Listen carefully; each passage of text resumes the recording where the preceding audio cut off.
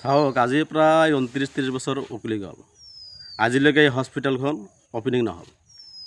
এতিয়া জৰাজীৰ্ণ অৱস্থা খহি পৰি যাই আছে এই নগৰপাৰা হস্পিটেলটো কেৱল নগৰপাৰাৰ মানুহৰ কাৰণে নহয় ইয়াত আপোনাৰ গোৱালপাৰা ডিষ্ট্ৰিক্টে কওক বৰপেটা ডিষ্ট্ৰিক্ট কওক সকলোৱে মিলি নগৰপাৰা মধ্যস্থ কেন্দ্ৰ গতিকে মানুহৰ এটা সুবিধাৰ কাৰণে এই হস্পিটেলটো নতুনকৈ ৰিপেয়াৰিং কৰি 30খন বিচনাযুক্ত কৰিব লাগে যিহেতু এই ব্লক পিএচত পৰ্যাপ্ত পৰিমাণৰ কোনো সা সুবিধা নাই যাৰ কাৰণে আমি ক্ৰিটিকেল পেচেণ্টবিলাকক আমি ইয়াৰ পৰা ৰেফাৰ কৰিব লাগে নহ'লে গুৱাহাটী জিএমচি নহ'লে গোৱালপাৰাত সাধাৰণ মানুহে চিকিৎসাৰ কাৰণে যে গুৱাহাটী গোৱালপাৰাত যাব লগা হয় সাধাৰণ মানুহৰ কাৰণে বহুত কষ্টকৰ হয় খৰচ বহন কৰিব নোৱাৰে আৰু সুবিধাৰ পৰা বঞ্চিত আপোনালোকে ৰাস্তা ঘাটৰ অৱস্থা জানে বহুত বেয়া নগৰপাৰাত আহোঁতে বহুত মানে প্ৰব্লেম হয় আৰু সেইজন মানুহ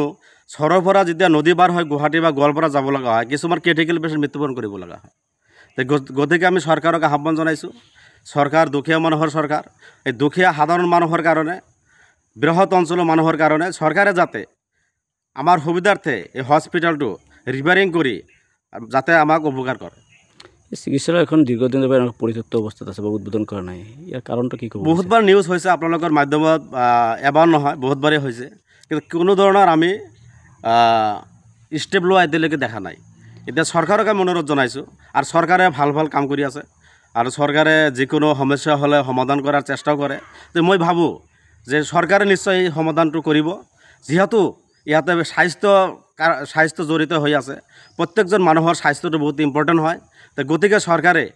এই বৃহৎ অঞ্চলৰ খাতিৰত আমাৰ এই হস্পিটেলটো ৰিপেয়াৰিং কৰি বৃহৎ উপকাৰ কৰাৰ কাৰণে আমি চৰকাৰক দাবী জনাইছোঁ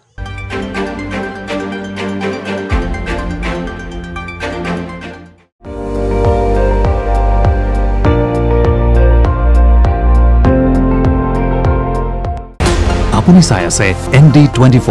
সৰ্বশ্ৰেষ্ঠ নহয় সৰ্বোত্তমৰ দৌৰ